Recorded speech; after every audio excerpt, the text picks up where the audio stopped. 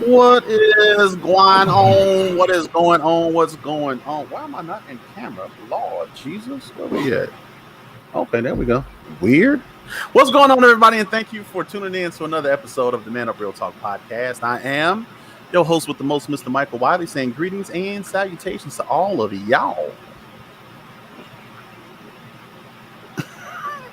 Come on, Phil, say it with me. Say all of y'all. Nah. You're not going to say it?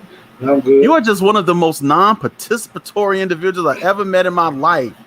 Jesus T. Christ. What's going on, y'all? Listen, we appreciate y'all hanging out with us on today. Look, we appreciate y'all because we know that y'all can be anywhere else doing y'all thing, but y'all here with us, and we don't take it for granted. All the likes, shares, clicks, downloads, whatever it is that you do to support this podcast, man, y'all know it ain't nothing but love on this end.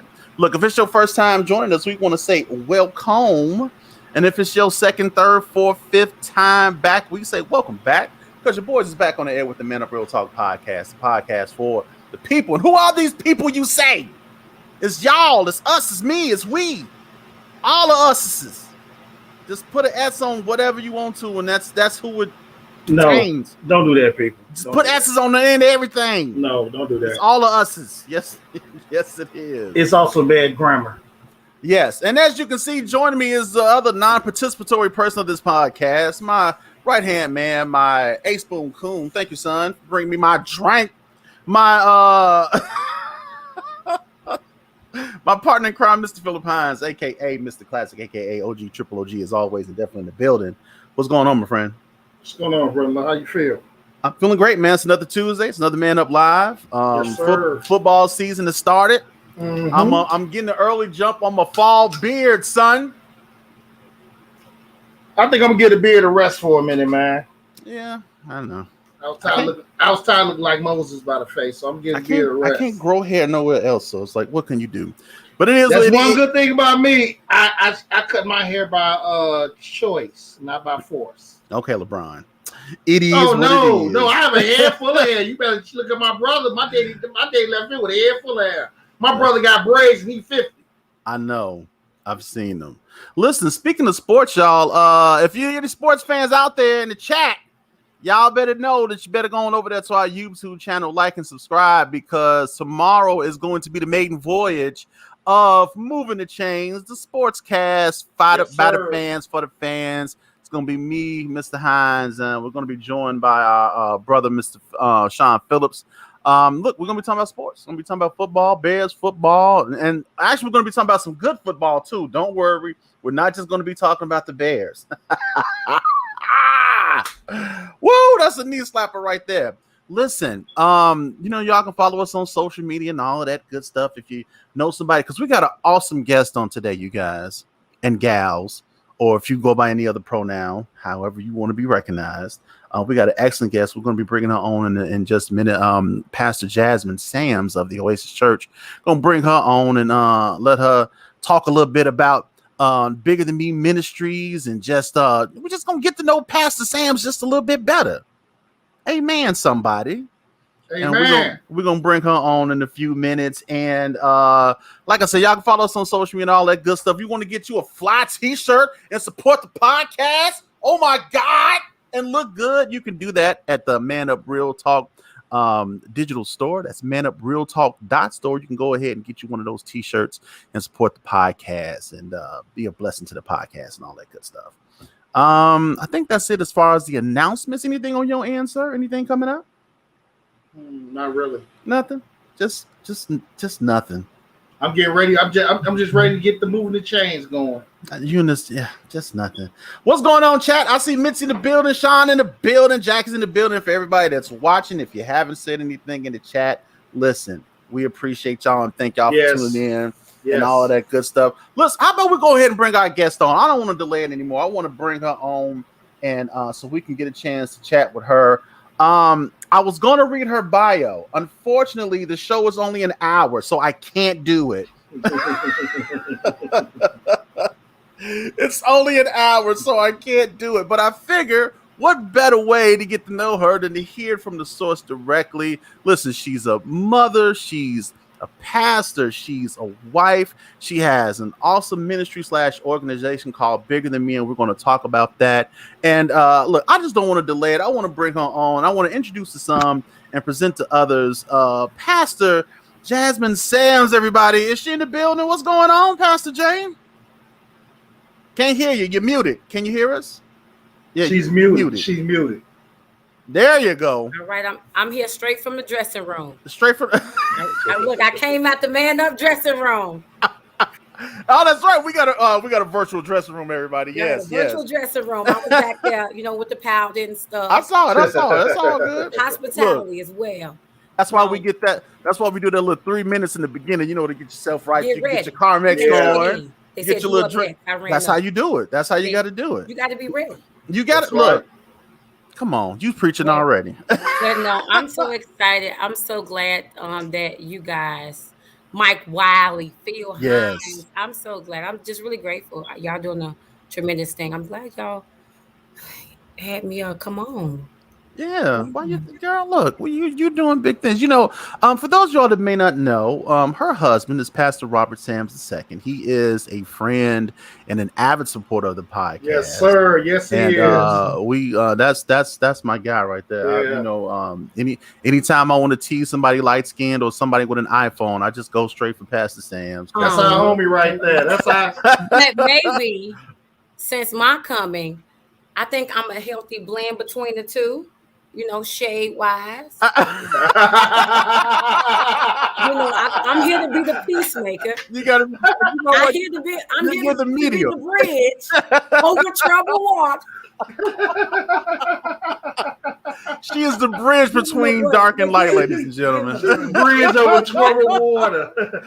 I know it's brotherly love. Yes. That's my guy. I love. Yeah, that's our guy right there. Yeah. Yes, sir. Look, and if you don't know, he has an awesome show that he also does online, called Just Us Talking. Mm-hmm. It's an awesome format because you are the co-host on the show. Yep. Whatever the topic is, he'll bring you right on, and y'all can talk about it. Which is, we kind of came that, and I like that. I didn't want to tell him, but I kind of took that idea and I said, I'm gonna use that. I like that. So we try to do it every now and again and bring people on and let them chime in if they want to. But enough about Pastor Robert Sams. I want to talk about Pastor Jasmine Sams. That's right. Let's do it. Yeah. So listen, what I like. And you wrong because my bio not that long. No, your bio is long. I wasn't gonna read that. I'm just gonna be honest with you. I said, listen. And then she gonna say she cut some out of it. I'm like, what? I did. I was like, listen, you could bring out whatever you want to talk about. But hey, I said this a book. I'm like, just some bullet points. Just bullet points. That's all I needed. But it's all good. I understand. You do a lot. That's right. When you do a lot, you got a lot following you, and you have a long bio. Ain't nothing wrong with that. Nothing wrong with that at all. But I'm here. I'm gonna be honest. It's gonna be candid, spirit filled, and that's so. So let's get it popping. Here's what we're gonna do. We're going to give you the floor, the proverbial virtual floor, if you will, and we're gonna let you tell the people about Pastor J. Sams, just who you are, what you're about. Just give them a little insight on who you are, and then we're going to talk about Bigger Than Me, because if I'm not mistaken, you guys are celebrating y'all 1 year anniversary, correct? Bigger Than Me, yes. I'm trying to separate the church from what else. I'm like, yes. Okay, there we go. All right, so look, we're gonna go ahead and turn it over to you, Pastor Jay. Why don't you tell the people a little bit about yourself and just give them a little piece about who you are and what you're about. Absolutely. So good evening, all of you. I really can't see the comments, but okay, I'm looking at my phone. So I see some hi sisters. Hello, all of you. Let me put the comments up there for you. Bam! Look at that comment. You didn't see that, did you? Look at that all up on the screen. I did. You ain't see it? Look. Oh, I see it now. Yeah, there you go. Look at that. Mitzi, Benita. Those of you I know, whether I know you or I don't know you, I absolutely love you. Jackie Hines. But a bit about me without overly talking or under talking. I'm Pastor Jay, or just Jay. Oh Lord, look at this. Oh my God, somebody got a crush on me. I gotta say But no, a little bit about me. Let's see, what do I want to say? Been in church all my life. Always preachers, father's a preacher, uncle preacher, aunt preacher. So preachers within my family. Ministry has always been there. Um, Choir, praise team, became a minister. But nevertheless, if you're going to be in this life, you're going to have challenges. And so my life in a nutshell, especially the early stages, it was navigating through single parented homes, lack of identity, lack of resources, lack of self-awareness, a nice amount of lacks, especially being a young African American woman. Nevertheless, the Lord has always used me by way of dreams and visions as early as 8 years old.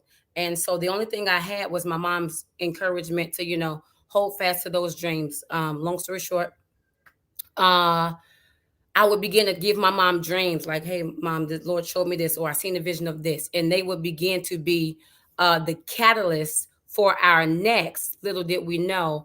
And then she knew, okay, the Lord is using my daughter in the prophetic area, and the Lord speaking to her, let me draw my ears nigh, and let me help her the best that I can. Nevertheless, being in ministry, desiring more, being frustrated in church because where you are and what you're hearing is never pointing to where you're going. I got frustrated and I began to seek the Lord. And I'm giving you the very short version, but let's see. Always being a leader, but that's weird because I'm really an introvert, but I love people. I love opening up eyes and minds and allowing people to walk in destiny's doors, even if it means me being transparent. So I had a lot of difficulty. I'm not here to give you the rainbows before I give you the rain. Much difficulty, a whole lot I had to assess as regards to myself, or dysfunctions, or things within the realm of family. If anybody know, your family sometimes can be one of the greatest strongholds. Sometimes they have their foot on your neck before you get out to the world, and overcoming can be, I think Mike talking, but he on mute. Overcoming issues and dysfunctions and just little vices initially, especially in your early stages. I know you gentlemen can attest to it in your personal journey, but it seems like the enemy come quicker in your impressionable years because he wants to deter you from assignment. He wants the enemy to sow that seed. The enemy wants to sow the seed, and he wants to leave a long-lasting impression. And there were some things I had to overcome. There were some things I had to receive deliverance for. I had to be awakened to some things I was numb to, but nevertheless, the Lord, I met a prophet by the name of Kevin Leo, and he brought me through deliverance. Because I just wanted, it was something I was looking for as it relates to a heightened awareness of church. I got tired of church as usual. I'm like, Lord, you're using me. I hear you, but where I am, they don't have the language for what you're speaking and what you desire to do. And I'm not crazy. They're just on the way. And I just had to learn that. But nevertheless, the Lord began to speak to me concerning my assignment after feeling odd, outcasted in some ways. The Lord made my assignment clear to me by way of dreams. And he began to remind me of what I would do in my assignment to his people. Shortly after, I would say about a year and a half, bigger than me began to reign within my spirit. And I kept saying, what the Lord has called me to do is beyond me. It's bigger than me. And in that moment, I realized that, and this is something also Prophet Lil told me. He said, your story will bring, the Father says that your story will bring him glory. Tell your story and it will bring great deliverance to his people. And God will get the glory. And I remember saying, the more I became one with and healed and became whole from whatever good, bad, ugly, indifferent, receive healing from, I was able to stand in my truth and say, listen, whatever I've come through, what the Father had assigned me to is bigger than me. My story isn't for me, but it's to help his people come out of Egypt and go into the promised land. It's to bring them from the hands of Pharaoh. It's just being a Moses to his people. Any way of being able to awaken them, being able to say, hey, refocus them. You know, the enemy have us looking at the small picture, but it's the bigger picture. Mm-hmm. They have us looking at ourselves like, oh, it's me, or oh, it's the person that did this to me. Oh, well, this was impressed upon me, or this was my environment. And it's like, you have to look outside of yourself and see beyond your issue, because the solution is right there. It's right there. It's right there, and the Father is trying to awaken us all to it. But you got to make it bigger than you. I love it. There's a few things that you said that really being a Moses to his people really got me. Yeah, look, man, you know, because when you look at Moses and the task that he took on, Moses didn't even want that task. Mm-hmm. You know, he was just like, look, you know, can't you get Aaron to do it? He's much better speaker than I am. It's just like, it's not for me. I don't want to do it. Funny thing you said that, because I used to have an issue with fully articulating my thoughts, and it took my father to help me, you know, with doing it. I would know the heart of what I wanted to say. Mm-hmm. I would, even sometimes the message, but getting it out, I would be like Moses, right? Stuttering, lost for word, don't know where to begin, don't know where to end, don't feel qualified, and it's like. But I think that's something that a lot of people, especially in the ministry, and I think. And this is just my personal opinion, that there are a lot of people that the Lord has gifted like tremendous gifts to. Oh, yeah. And because they have a hang up with themselves, yeah, you know, they don't exercise that gift. And then oftentimes it's hard, because even if you know you have a gift, when the other people don't not only not recognize, but don't want to recognize it, that's a completely different thing too, because you know that weighs on a person. Yeah. When you know you have something to offer, when you know the Lord has given you something, and it's just like people are like, yeah, all right. And that's what you said when you mentioned family, you know, and how family have a tendency of holding you back sometimes more than the people outside of the house home. That's a hard thing to. Yeah, a hard thing to often overcome, you know. So yeah, that Moses to the people thing, was that kind of struck me. In regards to some of those issues, like I think people normally go through that, but was it harder for you as a woman in the ministry to do the things that the Lord gave you to do? Because we know how, I mean, we're going to look, it's called Man Up Real Talk for a reason. So let's just be real. We know how sometimes with the church, there's a hang up with women in ministry. You know, they can only do certain roles, and maybe, you know, you can only be maybe a prophetess, maybe an evangelist, you know, but being in the pulpit, they can't be in that pulpit. You know, it's just like, nah, you ain't supposed to be in the pulpit. How was that for you coming up? And like you said, you've been in church all your life. Was that a difficulty that you had to overcome, being a woman in ministry, knowing what your purpose was, or believing what your purpose was? How difficult was that for you coming up? So that's really a good question. So okay, I'll put it. So coming up, it wasn't as difficult. How do I want to? It wasn't as difficult coming up, or maybe it wasn't as difficult because my mother has always encouraged, obey God. You hear him, regardless of what the people say.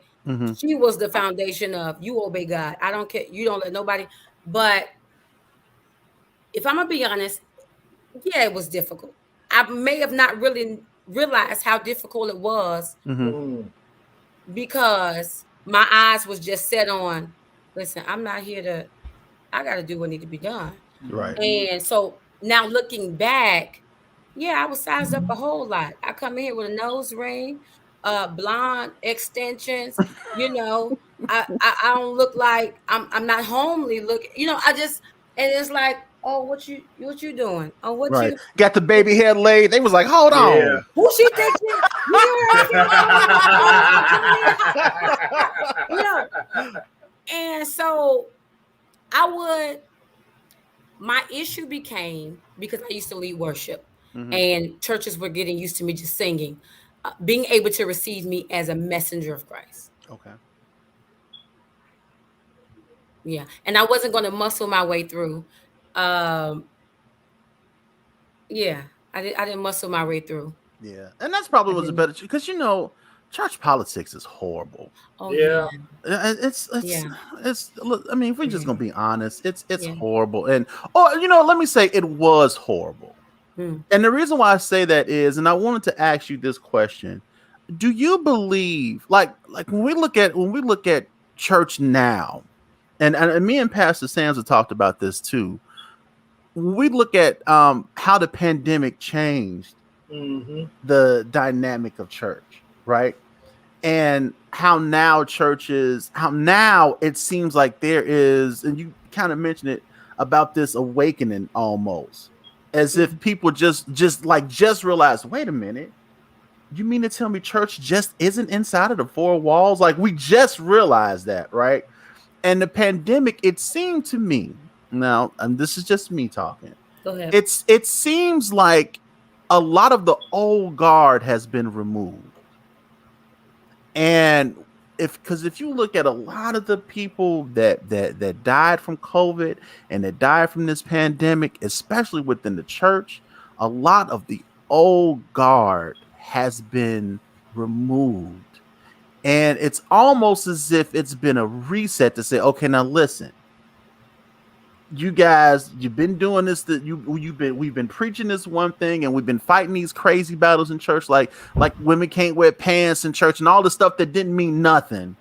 Absolutely nothing. And it's just absolutely nothing. And it's like now it seems to be kind of a reset. Do you see church being different, or have you always seen churches, like, hey, it's never been about the four walls? You understand what I'm saying? Because it's like, it seems like now, because now people are doing virtual church and all these other things, and it seems like people have gotten a little bit more enlightened to things, as if to say, like, a lot of the stuff that we were taught and a lot of the things that we were brought up to believing, a lot of those things weren't biblical. Yeah.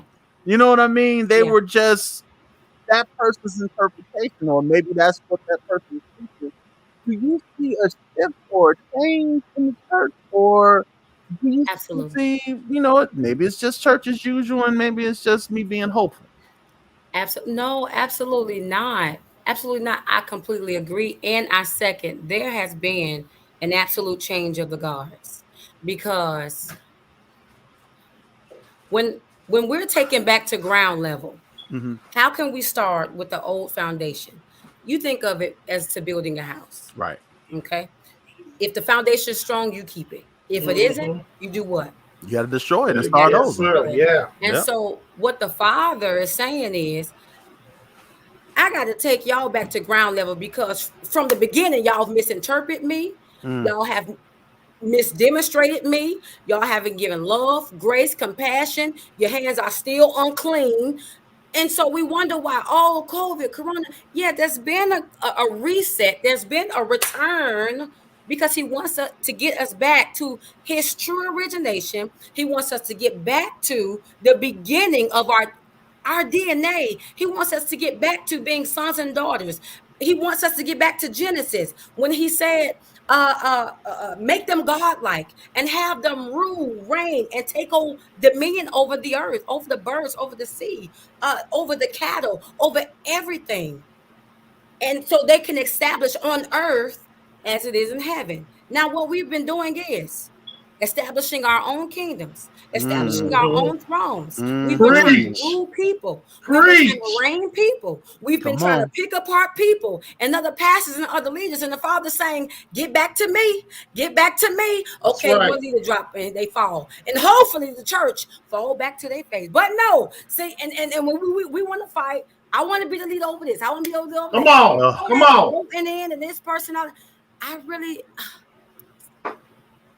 those kind of settings, it makes me itch. I'll deal with it if my husband he has to preach, but for me individually, those kind of the religiousness, the traditionalism, the strong head of religion and control. If you cannot control and govern my life, I'm rebelling. It's the strong changing of the guards, because the Father is saying, I have never existed in church. Y'all been doing church. Y'all been faithful to your leaders without being faithful to me. You've been submitted to your leaders. They died off, and now all of a sudden you about to lose it. You about to lose your mind. All of a sudden, you can't find your will to hold on and stick to it and to endure, because you have made other gods your idols. And I've been sitting here. I've been the God of Abraham, Isaac, and Jacob, and you still have yet to submit fully to me. So yes, when there has been a distortion within how we see God, and we're translating to his people a message that is perverted, that lacks compassion, that lacks grace, that disqualifies the one who didn't grow up in church. Here it is. Well, we don't understand as believers, or as believers. The law is not for the lawless. When we preach to them a gospel they would never understand. It's for you to uphold. But we tell them, Lord wants you to get yourself together. He wants you to submit. No, he's saying you submit yourself. Why? Because you've seen me be God to you. Right. You want me to be a restorer. You want me to be Abba Father. Come on. You gotta. He who wins souls is wise. You gotta win them, and we want to preach the gospel to them that we don't uphold and live and carry out. So who can we win? The Father has been so dissatisfied for the longest. And so here it is. A plague comes. Now the microscope is on. Who gonna fumble the ball? Who gonna touch down? Who gonna do what? Who knows their place? Who gonna hold their position? Who gonna carry the baton to the next? Who's going to really raise up a successor? Because we have leaders who are still pastoring, who are pharaohs, because they want to continue to control. And micromanage. And their time has been up. Yeah. When you try to be a God over God's people, your days are numbered. Yes, ma'am. That's not says me. Right. That's God's design. And the scary part about everything that you're saying, though, is it's now when you look at a lot of them, we go out and we can really reach the lost and go out into the highways and hedges, and all of that's great, right? I believe that we should do that. However, I really think that we should start in the pews first. And the reason why I say that is because we have a generation of church folk that were brought up to have faith in the leader and not faith in God. And that's scary. Yeah.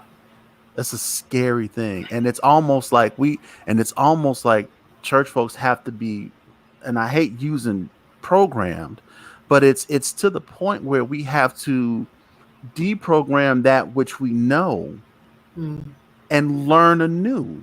Yes. You know what I mean? Because so many of us still do things just out of tradition. We've always done this. It's a ritual at this point, Mike. It's a ritual. And I hear this funny story. You hear it told different ways, but you probably heard about the man and him. He was having Thanksgiving with his new wife, and she was cooking the ham, and she cut the end off the ham.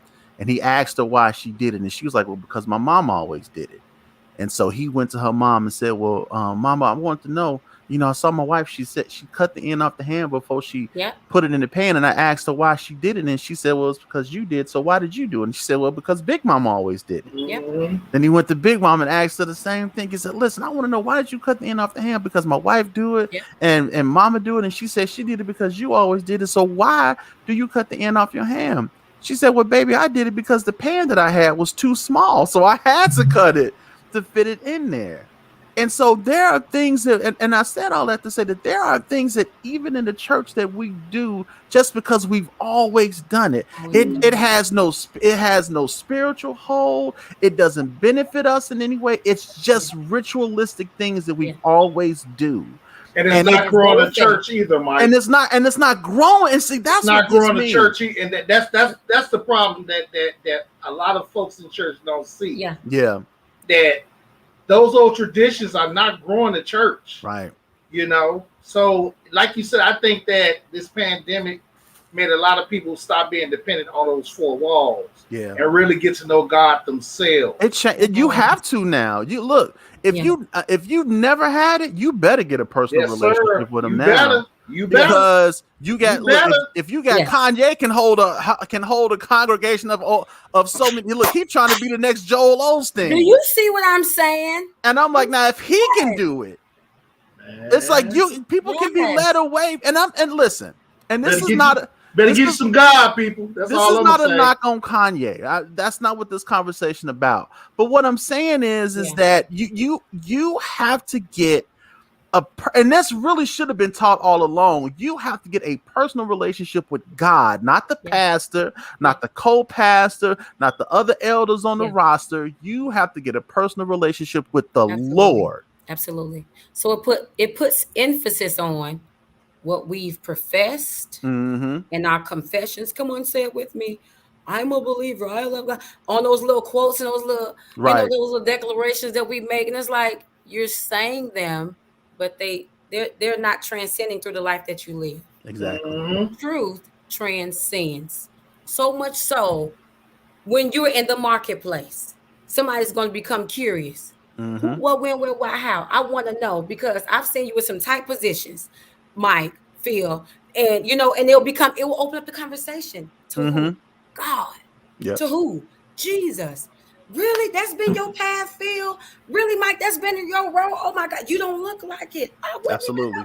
Yeah, but that's the miraculousness of Jesus Christ. And it opens up the door to a greater conversation.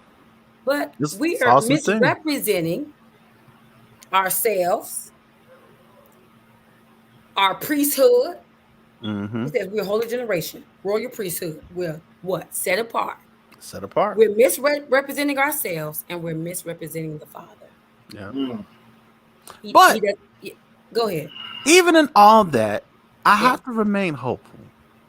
Yeah. And I'm hopeful because when I see like ministries like you and your husband have, when I see the Oasis Church, when I see the stuff that our pastor's doing, when I see other things that other pastors is doing, I see that there is an honest, because you know what's funny, and I think what happened is that you have a lot of pastors that had to admit it, being in that role, that had to admit, you know what, I was wrong and some of the fights in the battle I was choosing to fight. Yeah. And you have a lot of pastors that haven't admitted that yet. And they can't admit it because, it's like that ego and pride, Mike. Keep it real. Ego and pride. I wasn't going to say ego and pride. No, this man up. It's ego and pride. And so they won't admit it. But you have some leaders that said, listen, we taught, it was some stuff we was teaching wrong. And now we have to do this thing the right way. And now you have preachers saying, get God for yourself. And so I'm hopeful because I see the things and I also see how God is using people in different ways. And one thing I love about God, and then we're going to talk about bigger than me, is that people they always say don't put God in a box, and people talk about ministries and things like that. But I have learned that ministry comes in different forms. It don't always come out of the church. It don't always come with a guy with the collar. It doesn't ministry comes in different forms, and I see how the Lord uses people in different ways. And I'm just like, man, to be alive in this age, I won't say fearful. It's different because we're living through some things that we've never experienced before. But at the same time, it's exciting because you see how the Lord is doing things and how he's doing different things and how he's using people who thought they would never be used. Yeah. And that's the awesome part about it. Those people who were shunned and who was put in a corner because they didn't look the part or they didn't sound the part. All those people that the Lord put things into, now you see those people coming up in the ranks and being used in such a way that you can't deny it. But and you know what, Mike? Yes, sir. To cut you off, but that's no, what you good. I think a couple Sundays we was over in-laws' crib eating dinner. I think I told you, I said, what I'm starting to notice is that image is not the focal point no more. And it used to be. That. You're right. That image is not the focal point no more. And a lot of people, like you said, there are a lot of pastors that's realizing that what they've been taught, some of that stuff was wrong. Mm-hmm. But you're gonna always have those pastors that ego and that pride is not going. They're gonna keep it like this the way it is. This the way I was raised up on this. This the way my mom and dad was raised up on this, and this is the way it's supposed to be. Thus said the Lord. But what people don't realize that those old ways, and I've been saying this for years, those old ways are not going to pull people to Christ. Mm-hmm. It's not, because there's a lot of stuff that goes on. The old politics of the church really wasn't really friendly for people that didn't go to church and people that are trying to go to church, Mike. You're right. You know my story, Mike, and I told your husband my story before. And it really did something to me, the way they treated me, where I was like completely like, I don't mess with church people. You know, because a lot of those old ways would turn somebody off that probably want to get a life to Christ. But once they get into them four walls and you have to deal with your shunned, or you know, you don't have a 3-piece suit on, or you talk a certain way, or you look a certain way. So, you know, I mean, I'm just glad to see that I'm not saying all the way it's changing, but I see a little bit of that image thing is slowly breaking down. Yeah, because that was a battle that we had no business fighting from the jump. Think about it, and then we're gonna move on. And I don't want to harp on this, but it's good. You know we're gonna get in trouble, Mike, right? It's good. We're gonna get in trouble. It's good. Y'all gonna get in trouble. I need you to look me in my face and ask me if I care. I know you don't care, and I don't care neither, bro. I know. So look, here's the thing. You know, that's always been an issue to me. Yeah. How, you know, certain people were put in positions simply because they looked the part and had no business doing what they were doing. Yeah. But because they looked like, oh well, yeah, he looks like he would do that. She looks like she would do that. They were in those positions. Yeah. And then the funny thing is, those people would be replaced constantly. Because they were not supposed to be there. Yeah. But they were put there because they looked good. You know, that whole thing, like, and here's the thing, you got to understand where the whole dressing thing came from too, right? That stuff derived from back in slave time. Because you got to understand that when slaves, they didn't have their clothes, so when they would do church, they had their Sunday best that they would put on. So those were the clothes that they dressed. They put on their Sunday best whenever they went to church. So that's a tradition that's carried on years. You put your best clothes on because you want to make sure that you look your best before God. And what you didn't understand is, like, he wasn't looking at your outer presentation. Yeah. You know what I'm saying? At the heart. He was looking at the heart and at your soul. So, but we got so caught up in if your shirt matches your tie, and if your tie matches your socks, and if your socks match your drawers, and all this other stuff, and all that just got and then people were shunned. Yeah, it was kicked out of the church because they didn't look a certain way. Absolutely, but it just heightens that we're destroyed by what we don't know. We're destroyed because of knowledge. We're destroyed because we don't ask God for wisdom on how to deal with his people. Right.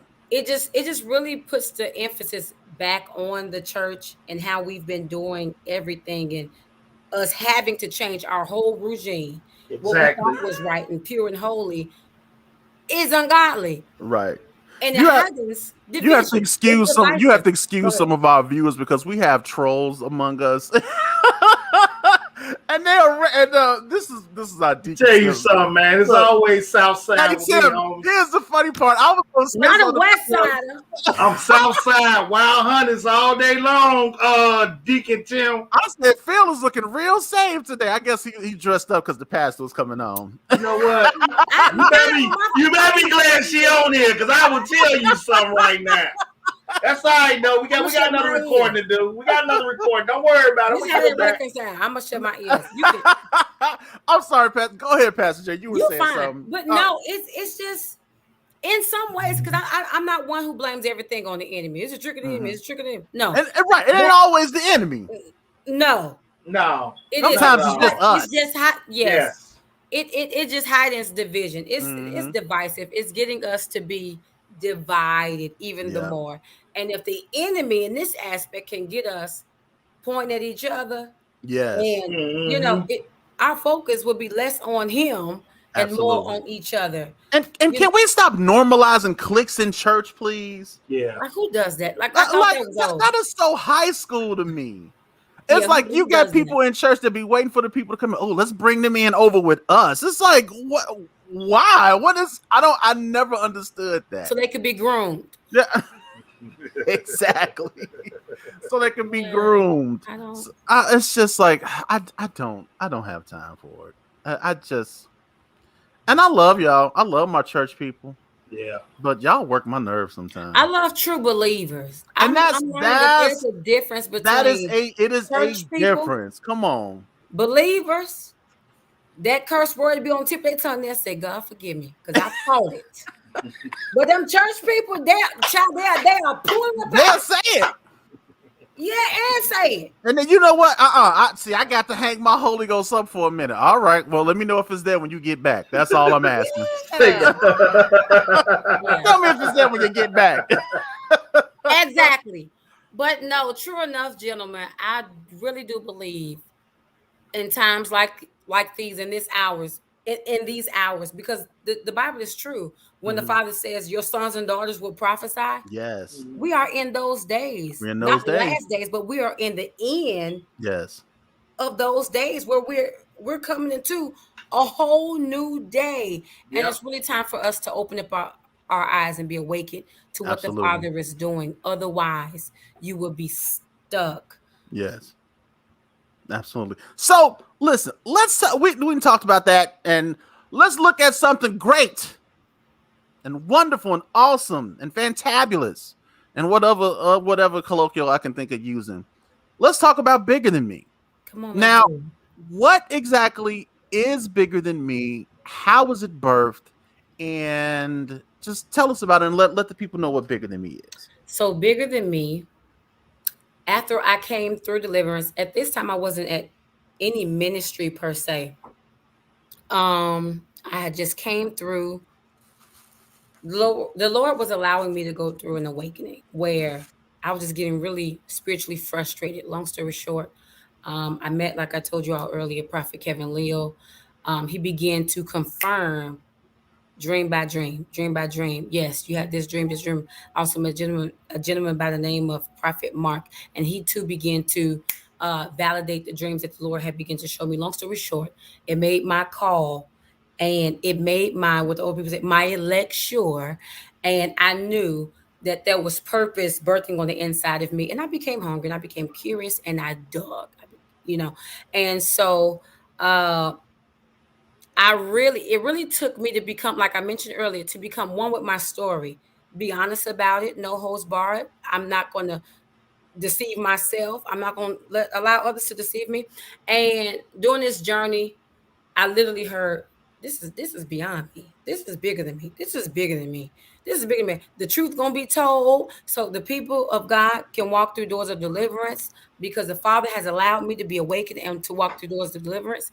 And since He's allowed me to do this, it's something I must do. Long story short, in 2018, I told my husband, the organization is going to be called, the end of 2017. I told him, I said, the organization will be called Bigger Than Me. That's what the Lord gave me, Bigger Than Me. What is Bigger Than Me? Bigger Than Me is a ministry organization.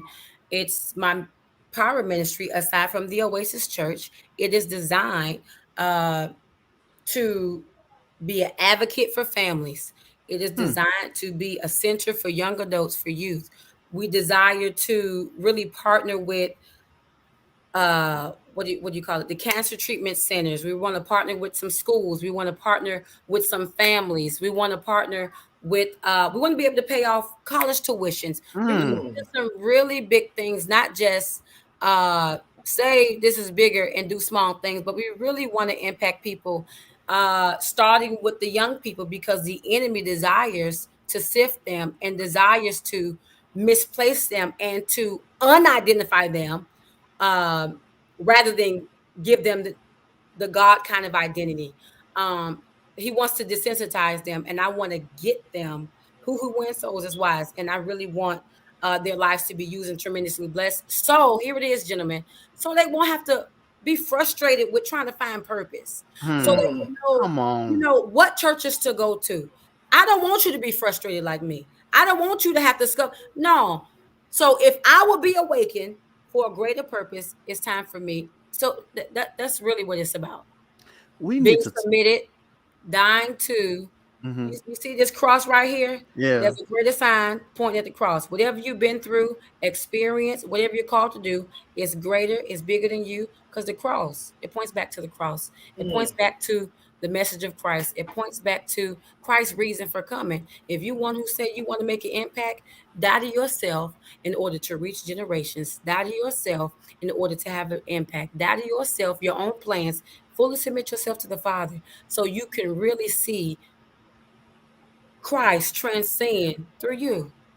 That's the only way you're going to reach people, is if you die. We're going to have to talk. Yeah. And the reason why I say that is because I have been, the Lord really kind of put it on my heart recently, because I have 18 and 19-year-old sons. Yeah. And when they were little, they found all kind of things to do in church for them to do, right? But once they got to a certain age, it was almost as if they were kind of lost, especially as young men. Yeah. Because like we've had this conversation before. Sometimes, especially as a man, if you're not preaching, or if you're not a musician, or if you don't have like a particular skill set, you can be lost in the shuffle in church. You could be, you will be lost in or you will be. If you wait for the church, I'm sorry, Mike. Right. No, you're right. You're right. To identify you, yes, you're going to be lost. You're going to be lost. Because if you don't belong in the choir or in the band, come on, or junior usher, right? And ain't nothing for you to do. There's no spot. So I was always, they would come to me. I'm like, come on, we're going to church, and they'd be like, well, Dad, like my youngest, he sings in the praise team, but even before then, they would be like, Dad, there's nothing for us. And I couldn't dispute that, because you got to understand that this, until they get God, right? And then they realize the church is more than just choir and stuff like that. Until they get that, it's like you have to have something that can kind of hold them a little bit. You know what I'm saying? I don't know if I'm saying that right, but when they say God, when they would come to me and say, Dad, there's nothing for us to do, I feel bored when I'm at church. It's like I had no answer for them. And I hated that. And it's because it seems like now we almost have got rid of the idea that the youth is still part of the church and that they are the future church. And it's almost as if they just been kind of like that age range between like 12 and 21. It's like, what are we doing for them? And it's dissolving. It's dissolving. It's dissolving, and it's just like and it's like I have a desire to do things for that age bracket, and I was talking to somebody, and it was like I wanted to do like, because me and Phil, we've been planning on doing some. We wanted to do something like really like a real like nice live event for New Year's, right? Nice. Man Up. I was like, we want to do some Man Up live, like a talk show and stuff like that. But now I would love to do we'll talk. because sometimes you put stuff out there and the devil kind of has his that's dream. why you need to be quiet right now. Yeah. The devil kind of has taking notes. Exactly. The devil kind of has his dream killers out there, and those people, them the ones that tell you, oh, you can't do it, and all that stuff. But we'll talk. But I think the youth. But you understand what I'm saying? Absolutely. Okay. Absolutely. Our youth definitely, and it's not to say that the grown people don't matter, but they got some heavier demons. And it's like, listen, you've been in, if you want it, you would have got it by now. But no, oh my goodness. I really want to preserve the purity as the Father allowed me. Come on. Our youth. I really want to. And then what they're missing is they're missing, who am I? They're missing a sense of identity. Okay, I'm here at church because of what am I supposed to do? What am I supposed to do? When they go to the baseball team, they know their position. Basketball team, cheerleading team, they know exactly what they're supposed to do. They have nicknames, little name on a t-shirt, Becky with the little, all that, number 32. You feel what? Apart. Only when they come to church, they don't feel apart. So that means we're supposed to transfer identity. And so the bigger than me kids, they know, listen, you were raised up to infiltrate the earth. You were raised up to be a demon slayer. You were raised up to change systems, to change governments. You were raised up to change laws, throw out laws that were created by the world. And since he set us as his children, as his sons and daughters, to take up dominion here in the earth, we're made what? In his image and in his likeness. We got his DNA, his authority, his power. We're already made creative and prophetic, established, and children unestablished. And so that's what I would be telling these people's children. That's what you're here for. No, you're not here just to wait till you get to a certain age, then your life begins. No, your life starts now. Come on. It starts now. And the quicker you get a grip on it and not let the enemy deter you to worldly things and all those other things, transfer your little mind, form your little mind. Now at this age, you're going to be unstoppable. There's going to be nothing. Yeah, you can dance on the stage with them, but don't let them come transform your mind. You go with the same foundation. Yeah, you can sit at the Stella Awards with them. I'm not going to say you can't. You can. Why? Because you can do all things. You were born creative. You were born with the ability. And that's what we don't want to tell our children, because if we really awaken that and hide it, what they really have on the inside of them, they house it already. Child, you telling me we can change music? We can change the nursing and media. We can change what the cartoons our children are watching. I was just telling the church, we're supposed to not just work for companies, own companies, change what our kids are seeing, create other stations that are for the believer, that will get the attention and send out the message. You're supposed to don't just work for an enterprise, own an enterprise. Own an enterprise. Bowed our knees to Caesar and to Pharaoh, and we can't really domain, rule, and reign like the Father created us. And why? When we go to church, the pastor wants us to do what? Bow our knee to them as if they're God. No. He said, make them like gods. You're my shepherd. Man. So bigger than me, youth, they know.